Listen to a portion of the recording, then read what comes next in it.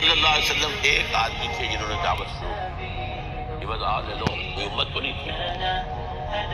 He created an ummah جو ایک جماعت کی شکل میں تھی پہلے.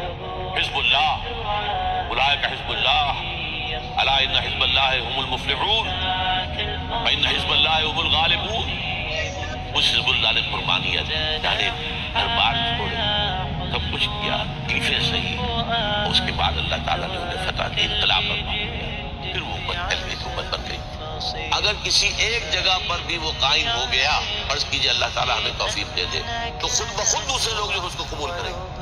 اگر ایک جگہ بھی ہو جائے صحیح اسلامی نظام ہو دھوکہ نہ ہو. یہ الفاظ قائد اعظم نے استعمال. ہم چاہتے ہیں کہ عہد حاضر میں اسلام کے اصول حریت و اخوت و مساوات کا ایک نمونہ دنیا کے سامنے پیش کریں تاکہ یہ عالم انسانی کے لیے نوع انسانی کے لیے لائٹ ہاؤس بن جائے.